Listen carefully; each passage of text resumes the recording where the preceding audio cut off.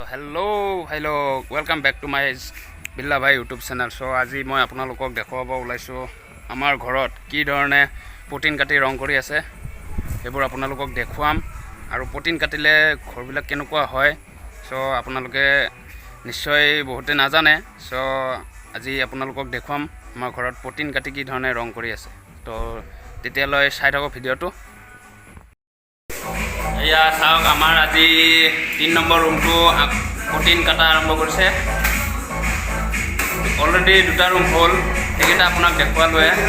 আজি আমাৰ 3 নম্বৰ ৰুমটো আৰম্ভ কৰিছে এতিয়া আপোনালোকক দেখুৱাই আছোঁ চাওক কেনেকৈ কৰে এই চাওক আজি আকৌ বেলেগ মিস্ত্ৰী আহিছে আপোনালোকে চাই থাকক ৰুমটো সম্পূৰ্ণ হোৱালৈকে আপোনালোকক দেখুৱাম এইবিলাক চাওক আমাৰ কি অৱস্থা হৈছে জানো একে ৰেল ষ্টেচনত হে পৰি থকা মানুহকেইটা হৰেক মাল লৈ ল হৰেক মাল এই গেছটো বিক্ৰী কৰিলে চিপছ খাবাই পাৰলো হে এইটো সোণৰ কলহ এইটো হ'ল মোৰ কাপোৰ চিলোৱা মেচিন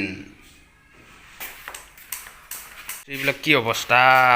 থাকবা জাগা নহয় গৈছে বিছনা চিছনা খুলি পালেং খুলি একে ক'ত বাহিৰত থৈ দিব লগা হৈছে দেখিছে না গোটেই অৱস্থা বেয়া আমাৰ এইবিলাক একে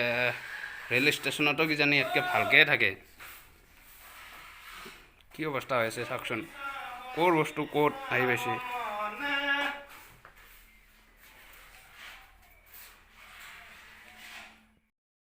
আমাৰ এতিয়া এইটো ৰুম বাকী আছে কৰিবৰ কাৰণে অলৰেডি দুটা ৰুম হ'ল এইটো 3 নম্বৰ ৰুমটো কৰি আছে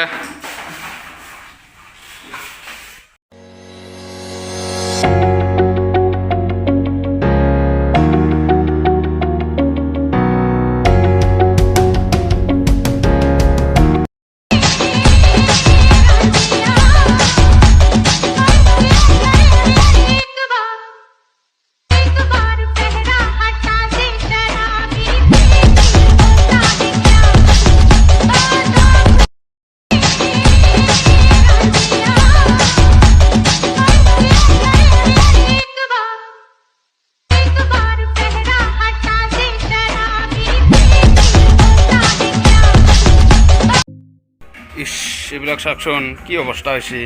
একে গোটেই ৰেল ষ্টেচনত থাকে ক'ৰ একে লেট্ৰিন বাথৰুমত এইবিলাক থৈ দিব লগা হৈছে বস্তু একে গোটেই লেট্ৰিন বাথৰুমত এইখিনি কি হ'ব লেট্ৰিন বাথৰুমত চব থৈ দিব লগা হৈছে